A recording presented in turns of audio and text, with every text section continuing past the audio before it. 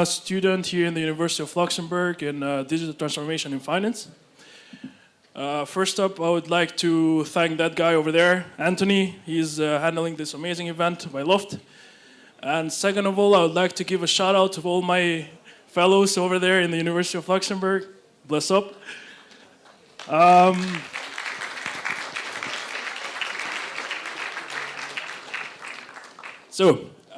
After that exploring future of talent, we dive in the world of crypto, blockchain, and all those amazing stuff. He's a web entrepreneur, co-founder and investor in several companies, including Tokeny, Isberg, Marketplace, Morizi, and he's passionate about blockchain and Fintech. We bring you the CEO of Tokeny, Mr. Luc Falempin.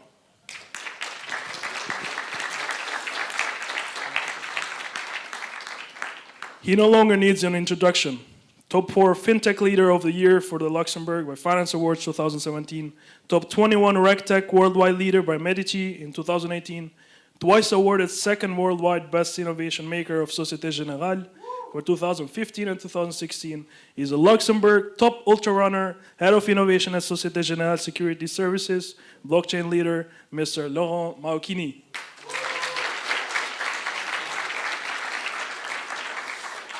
He's a former spy turned award-winning serial entrepreneur and simply passionate about the blockchain space building communities. He's the CEO of Nexify and acts as a blockchain and cryptocurrencies leader at Deloitte. Ladies and gentlemen, Jesus Pena Garcia.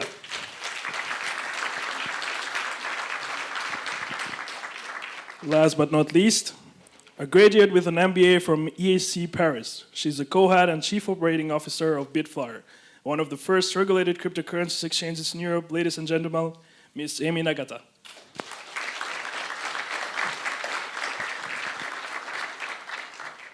I would like also to invite my moderator side, 2 amazing people.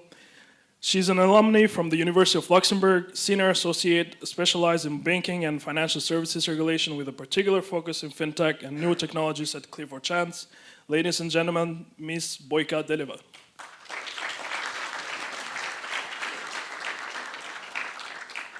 He is living and breathing Web3, a gamer, a game producer, passionate educator, and former head of publishing at Sandbox.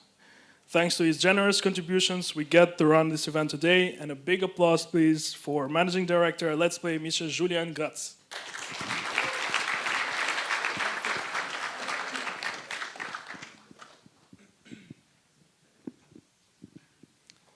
Is it working? Yes. So thank you for this wonderful introduction. So I'll start my first question with Luc. So my first question is about Tokeny. Maybe you can tell us something unique about what you're building. Hi everyone. First, thank you for having me.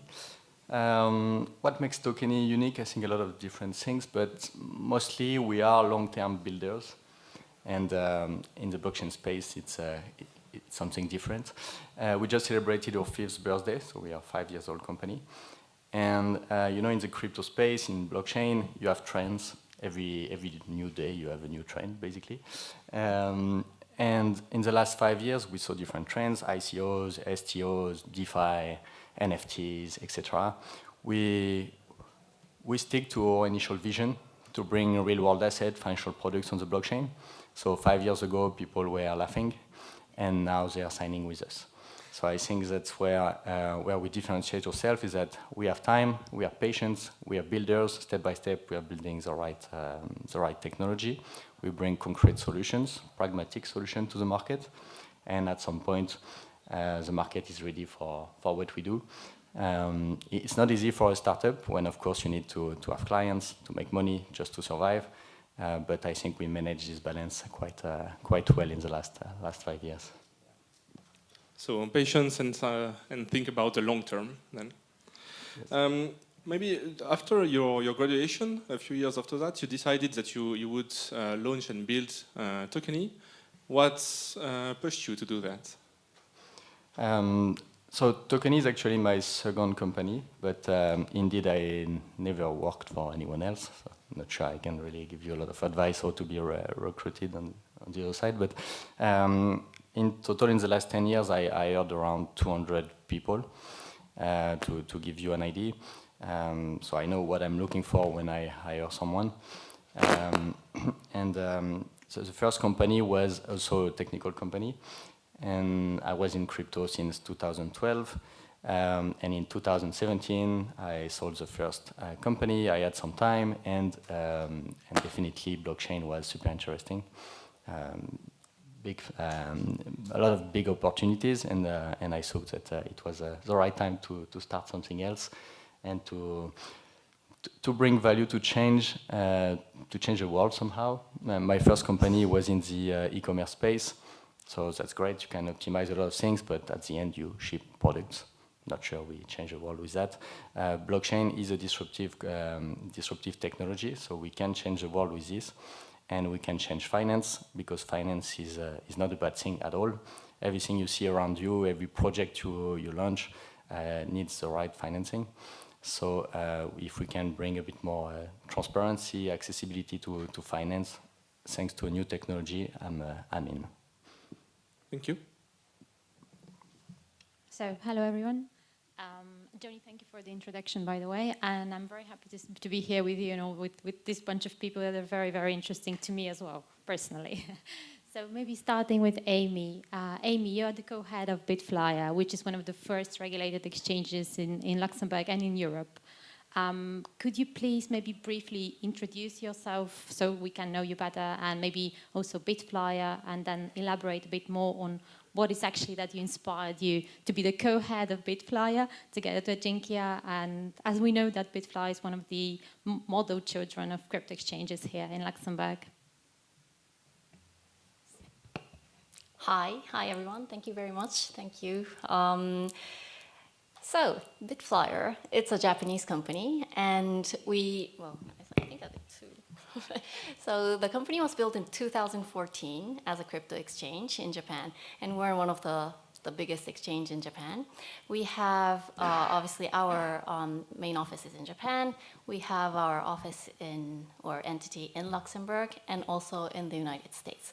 We're regulated at those 3 geographic areas. And so that's bitflyer.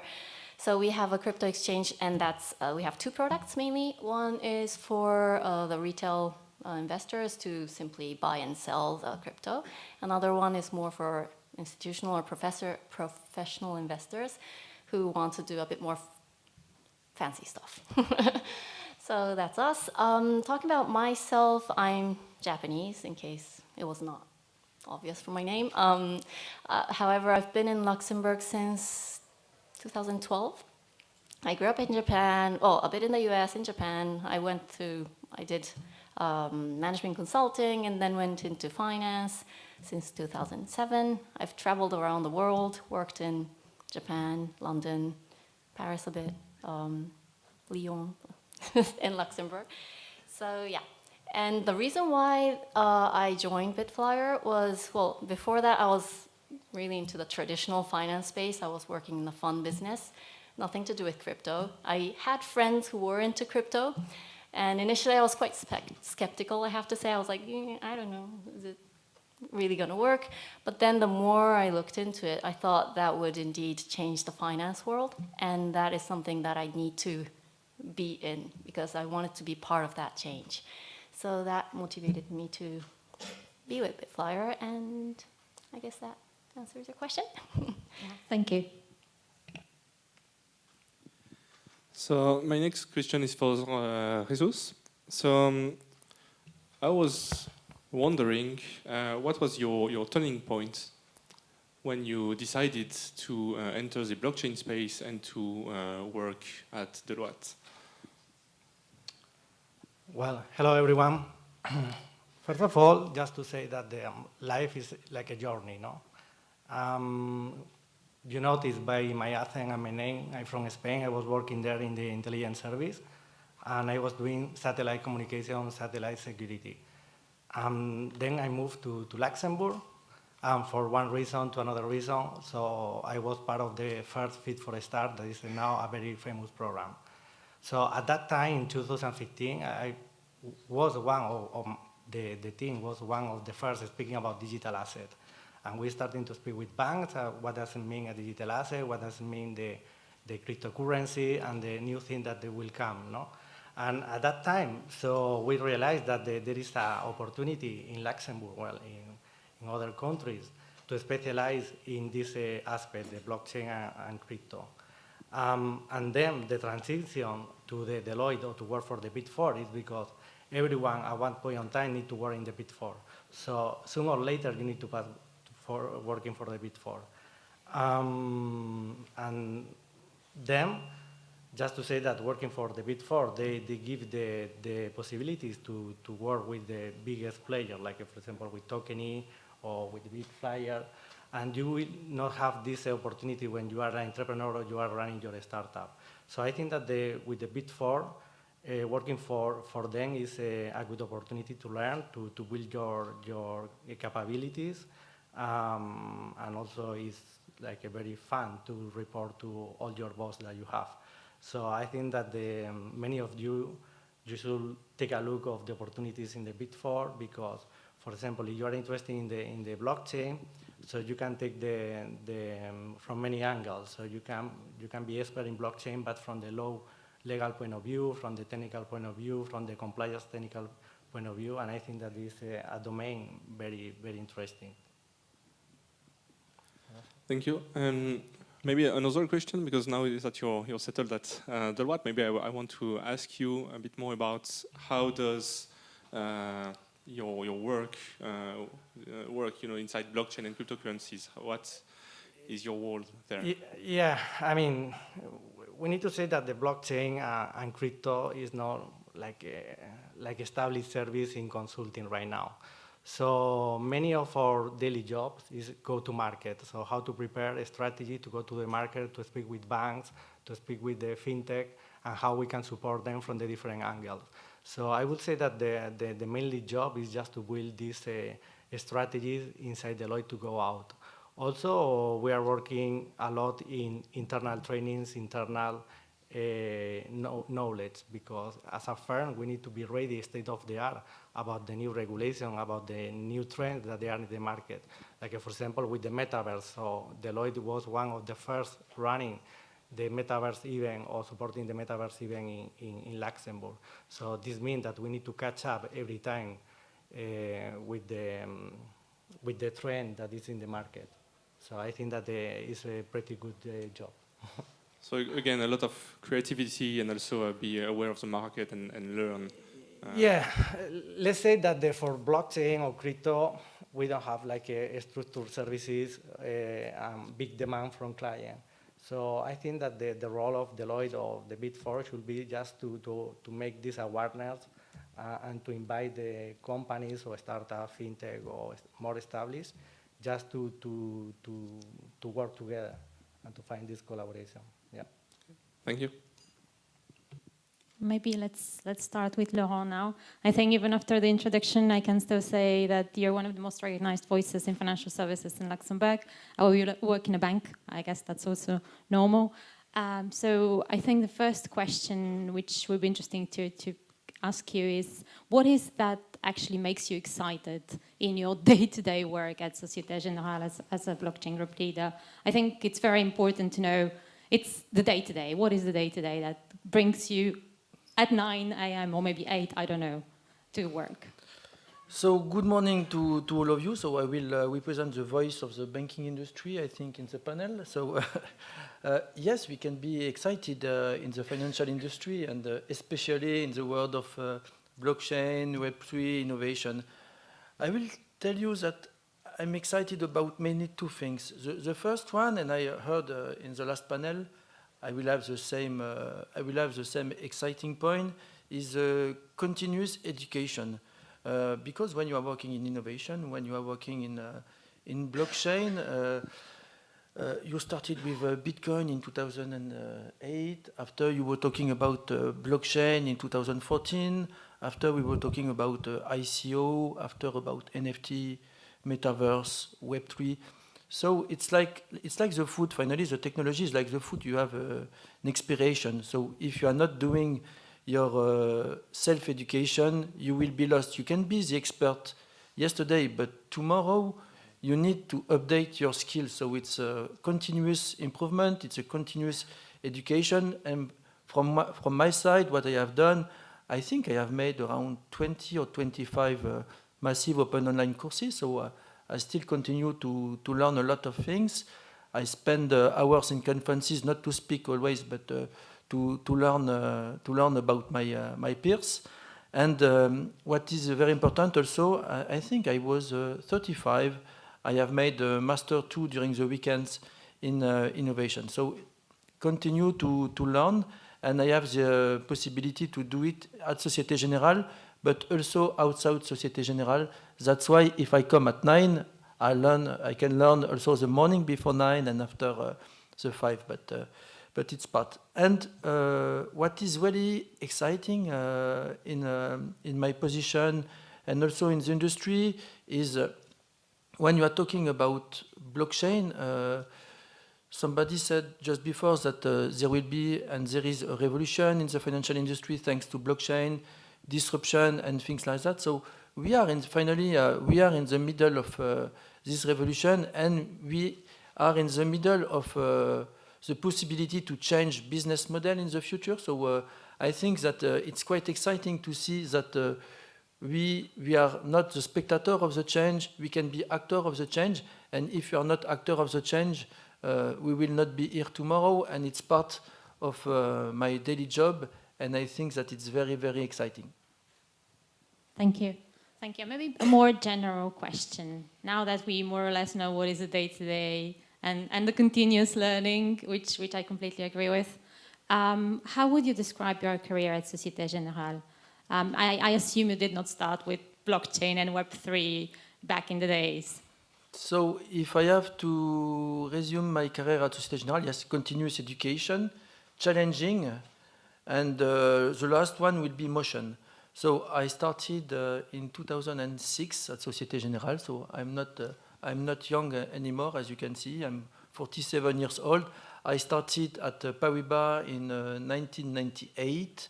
After I joined Nomura Bank. After I was 7 years for Credit Suisse Private Banking. Always in Luxembourg. I joined Société Générale as risk manager. Why I joined Société Générale as risk manager? Because I love econometrics, I love the figures, I love the numbers. So I decided to move for a position as a risk manager. I learned a lot of things around the business in my position, but what was missing was client-facing.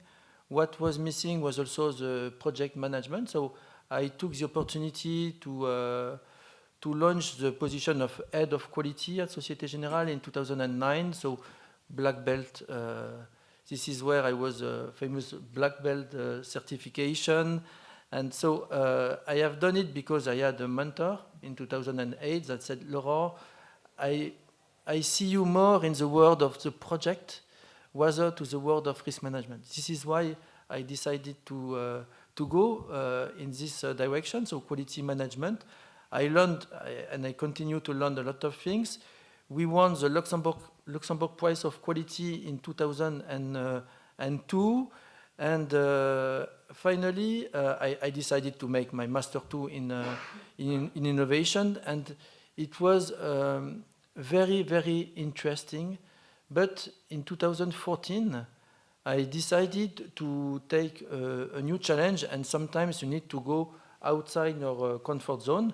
I decided to take the position of head of innovation in 2014 because before 2014, innovation in the financial industry, it was not very the case, I would say.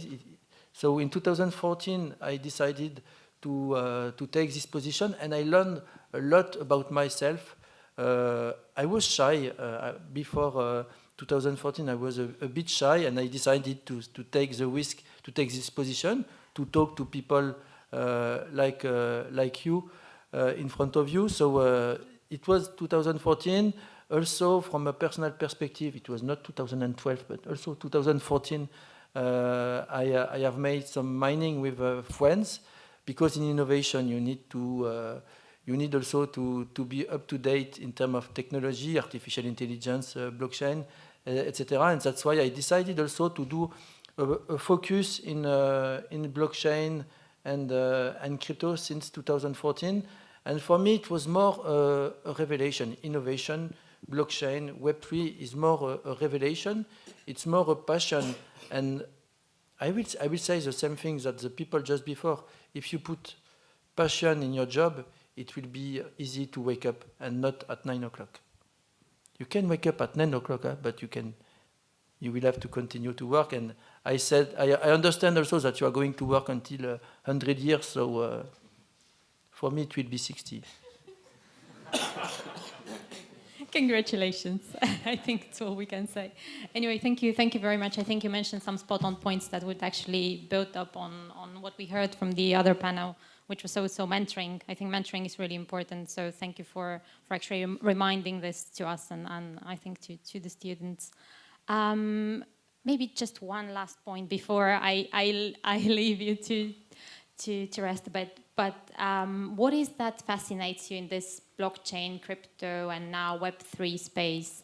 If I'm a student, I'm not so familiar, I've heard, what is something fascinating that you can tell us, or at least from your perspective? From my perspective, what is fascinating in this space, it is a technology where you have news every minutes, not days. It is in minutes. So I was doing the strategic watch for Sociéte Générale, and I'm still doing it. So I take all the news. It was quite easy 5-6 years ago because you had a news each week, but now it is each minute. So it's all about business model. It's all about big news. You will see new competitors that are coming, new startups, the voice of the client, the voice of the regulator. We speak to a dozen of startups. So we are in the middle of this change. But what is really fascinating for me is each time I meet a company, a startup, it is a human behind the idea, and I'm quite fascinated because I can see that we can, at the human space, we can do a big change. We can have a strong impact, like you have with your company that you have funded. You have a strong impact. And again, this morning, just before this panel, I have done the mentoring of a catapult. I have met some companies. You can have a strong impact, but the difference is you, and it can be the other, but you can have a big impact in the world, and you can change the world. And this is what I really like. Perfect. Thank you. Thank you. So my next question is for Luc. So you came from having an office here in Luxembourg at the House of Financial Technologies, and you grew up with Tokeny up to have several offices in Europe and be probably the next European unicorn. So I'm wondering, because also you mentioned that you hired 200, 300 people. Can you tell us maybe something that you could share about your takes on hiring, training your team? What is your secret sauce? Yes. So my first company was based in Paris and very focused on the French market. With Tokeny, we have done the opposite. We started in Luxembourg, and as you know, it's a small country. So directly, we targeted the whole world, and we got clients in 5 continents. So we built the team as a first focus to build this team was to take an international team. Today we are 34 people, so still a small and manageable team. But we have 17 nationalities, which is quite impressive. I don't think it will be possible to do that in Paris. So very international, very important for us that people can communicate and in several languages and in different ways, via Slack, via emails, via WhatsApp, via Zoom. It's different ways to communicate, and depending of with who you're communicating with, you don't do it the same way. So communication skills are really important for us. But our mantra when we hire is basically smart and motivated. Because if you're smart and motivated, you can learn anything. We can drop challenges to you and say, okay, that's the framework, that's the kind of resources you have, we need a solution. And you will find a solution. When we hire senior people who think they know everything, usually it doesn't work. So it's totally fine to be a student, to be new on the market, because you will be able to learn faster than other people. And you should not be complex with that. I also think that it's very important to be passionate about something. If you're passionate in, I don't know, in Web3, why not, or in fashion or football or whatever, just choose a job in this industry, because that's how you will grow. You're not passionate about becoming, I don't know, an account manager or a marketing lead or something like this. It's not true. So choose an industry that you like, where you can grow, and anyway your role will change in this industry. First, I was really passionate about this whole new internet wave 10 years ago.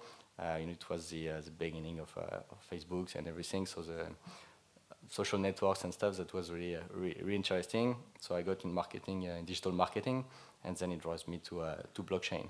And I'm raising blockchain every day. Even when I don't work, I play with blockchain every day.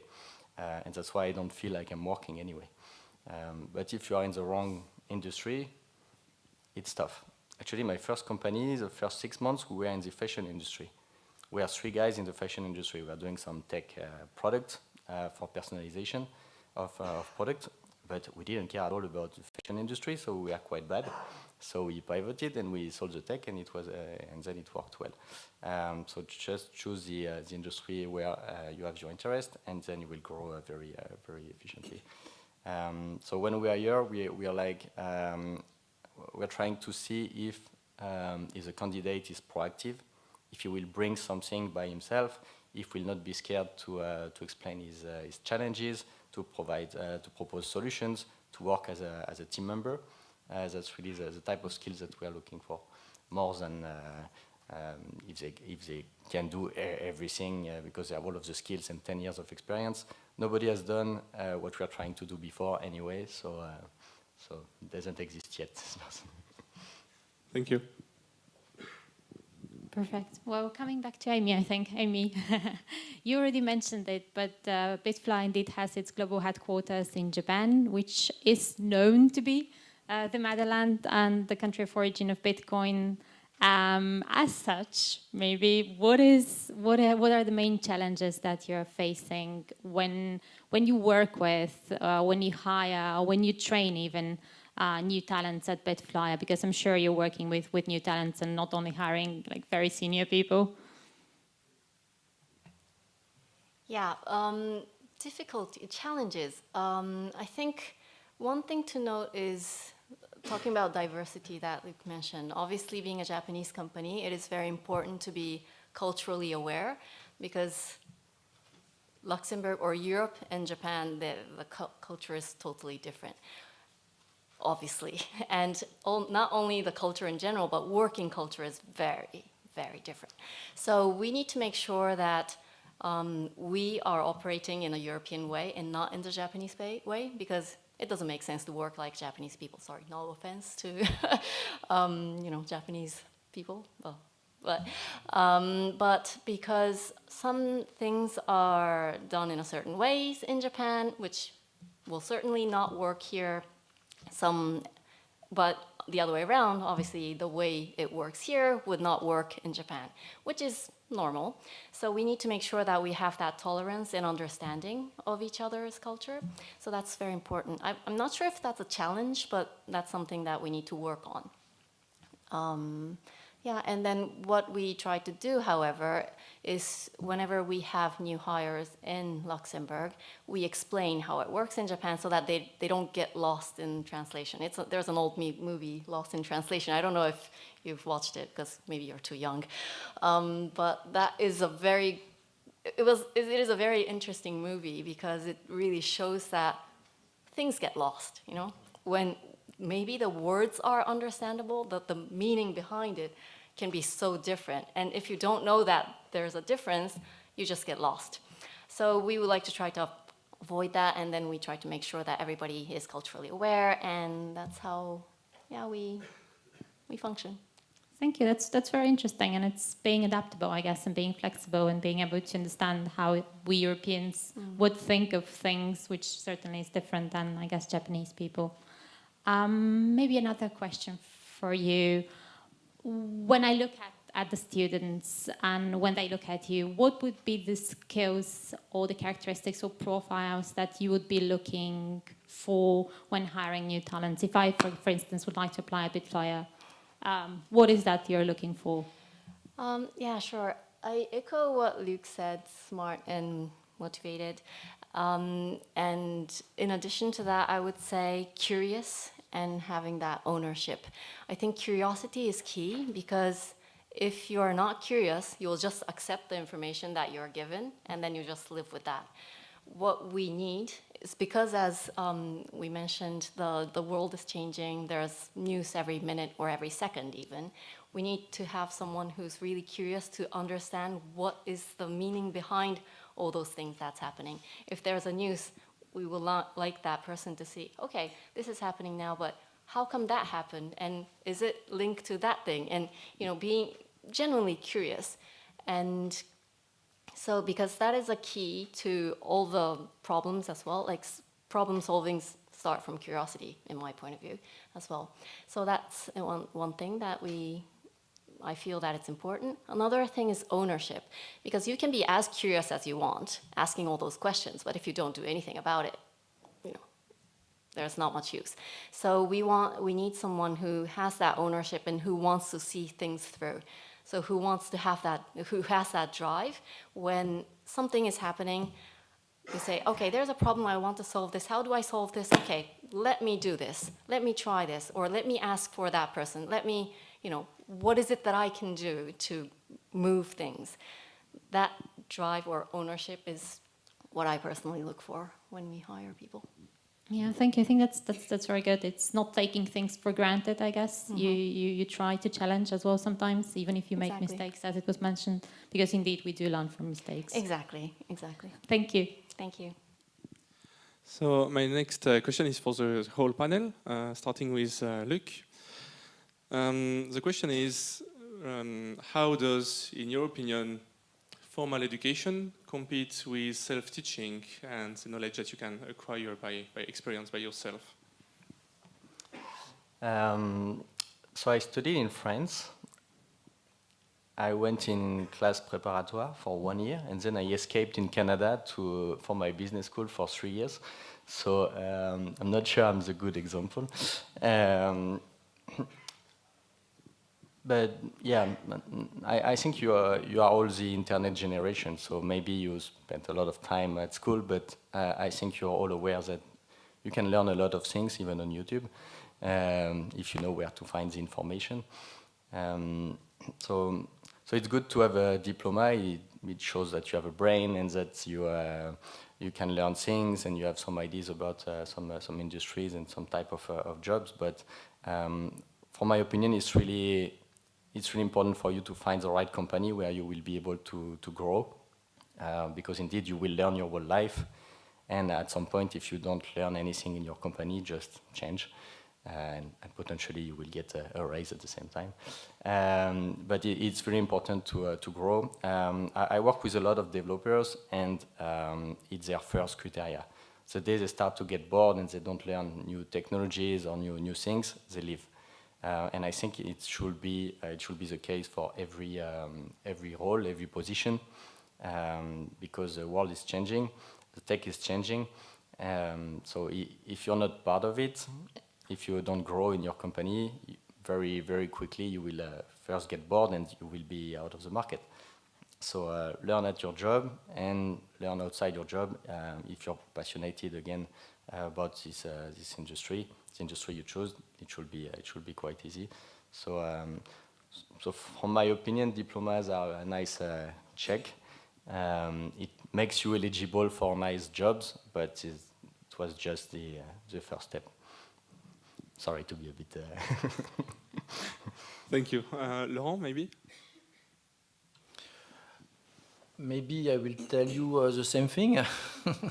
I have also a master in economics and finance in France, but as I am very old, so I did not have the opportunity to do the same things that you are going to do in the future. So that's why I have made also another master 2 when I was 35 with the University of Luxembourg, and I went to Canada, Trois-Rivières. Diploma is a very good thing, but yeah, you have to do things outside, also outside your diploma, outside your company. You need to meet people, you need to have mentor, you need to open doors everywhere, because I know that during your cursus, sometimes you have the possibility to do trainings, you have the possibility also to open startups when you are in different schools. So just take this opportunity to see what you have inside of you, what is really your passion, and just do the job that you love, and continue to do the education. It's a long journey, as you have to work until 100 years. So it's now. Thank you. Jesus? Yeah, I will go even further. I think that we are speaking about crypto blockchain. You don't need a diploma at all, depending your domain. If it's legal, yes, of course. But if you are a developer or you are in marketing, you can go to Discord or Telegram, and you can learn more things that you can learn in the university for all. And then one thing that maybe is not missing but complementary is like how many times have you been work in a project related to blockchain? So this is very important. So if you are used to work in a blockchain project, you are learning everything from A to Z. And for me, when we are looking for profile, this is the turning point. What did you do in the past? Because this can be helpful for your new project. Yeah, diploma is like a check, must have, maybe. But for me, it's not mandatory speaking in crypto blockchain. I know people doing a smart contract audit without no diploma, and they are invoicing 40K, 50K per day. So it's just like a crazy.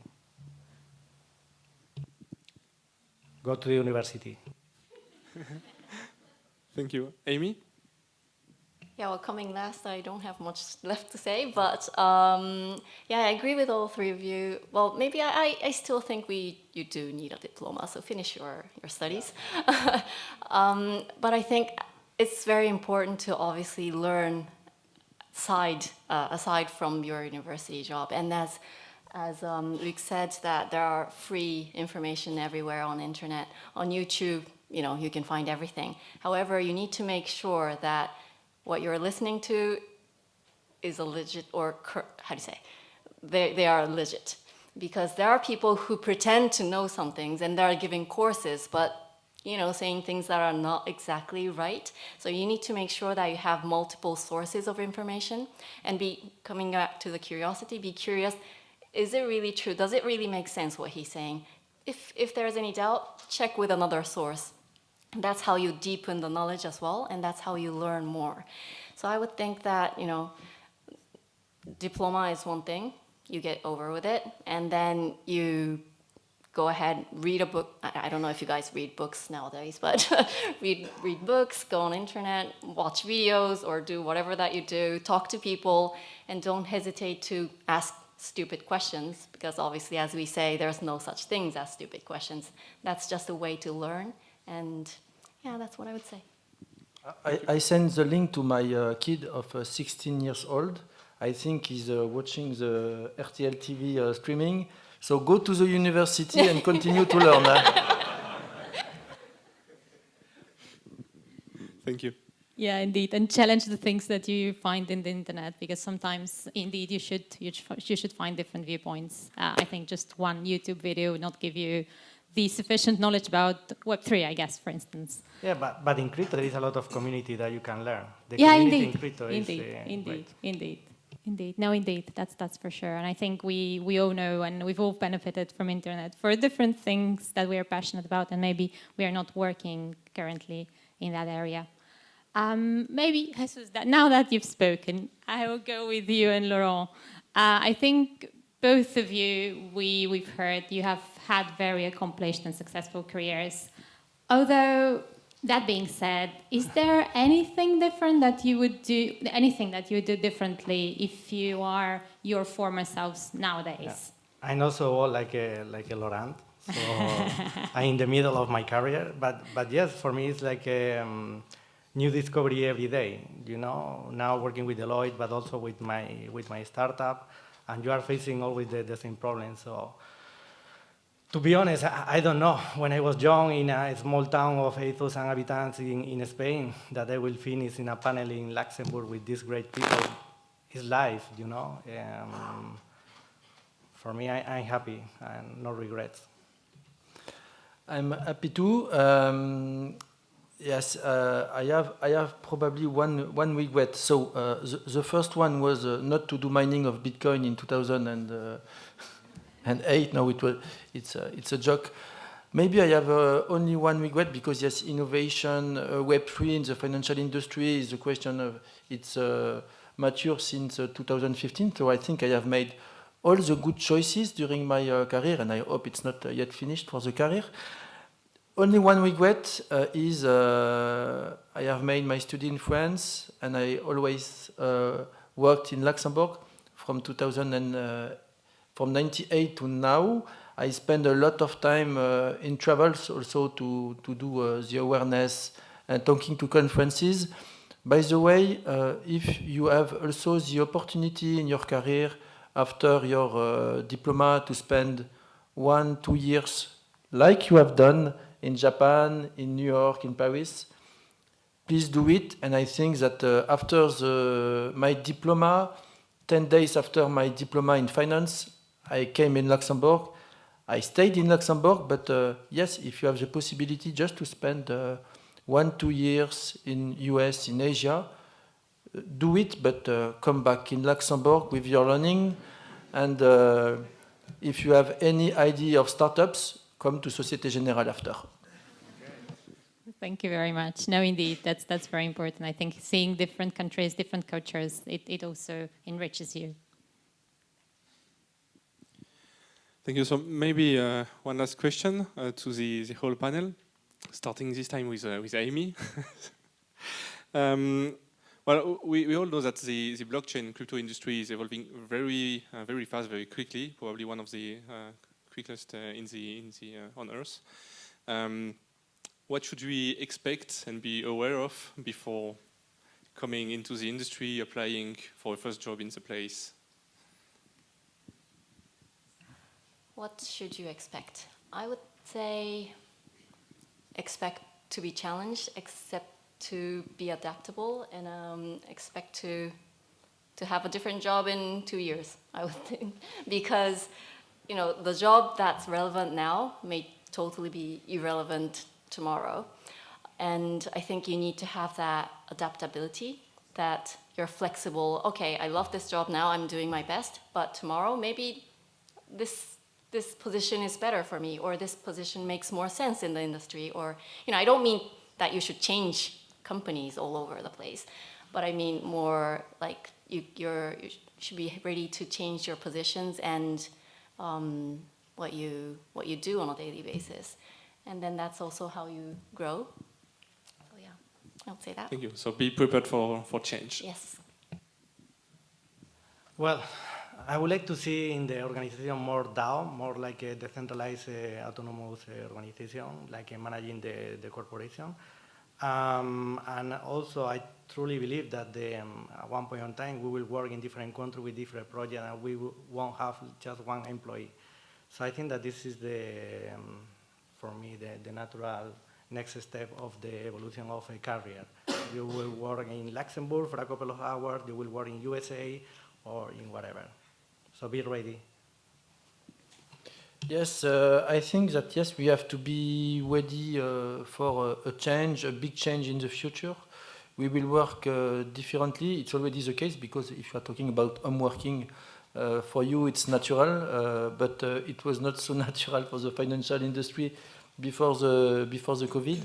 But I believe that the best way to predict the future is to build it. So do not hesitate, do not be shy. You have the possibility to have a strong impact in the future. So it's up to you to change the world. So indeed, you should expect to work internationally. Blockchain is global. There is no border anymore. And everything you said as well, I totally agree. And I will add as well that you should expect that your boss will not understand half of what he's asking you. Because usually they don't know exactly what is blockchain, and you can know better than them and propose better solution. So either you're proactive enough and they will look at you like the new Zuckerberg, or you're too shy and they will think that you're useless. So just don't be scared to learn, to show them that you know, to show them that other people are doing things in that direction or that direction, and you think it's a good idea. But from my opinion, it's great opportunities. So it's a new generation coming. It's a new web revolution. I know that my partners and shareholders don't like when I say that, but it is a revolution. It's just a fact.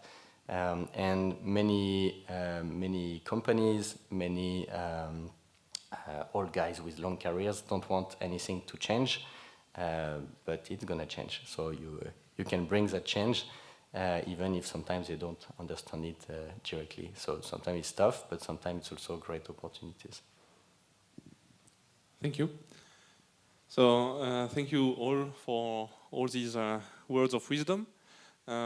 If you have any questions to our panelists, well, probably we'll have.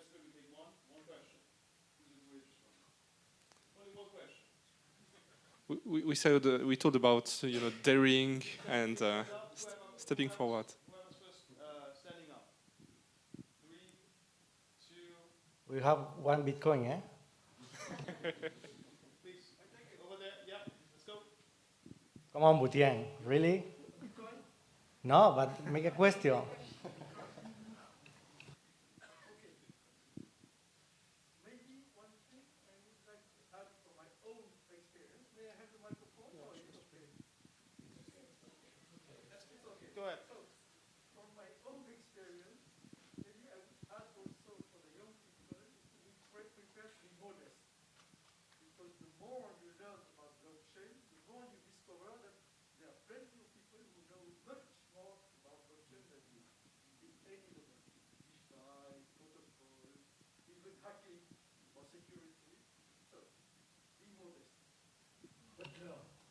Butian, at what time did you learn Solidity? Because I remember when you learned Solidity, smart contract Solidity. At what time? With you. Yeah, but how old? How old? No, I will not say. But 70? No, not so much. Okay.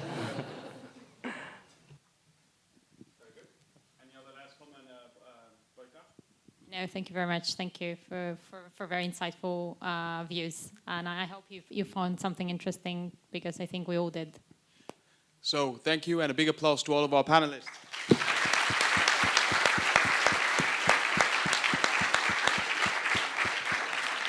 So, on the afternoon program, ladies and gentlemen, we have 2 more panels to come. The next one is going to be focusing on artificial intelligence, regulatory technologies. We have 4 scale-ups that are speaking to you, coming to you in about 1 hour. Now, I would suggest you take the time it needs to connect with all of these people outside. We give you 1 hour to connect the best way you can, and you can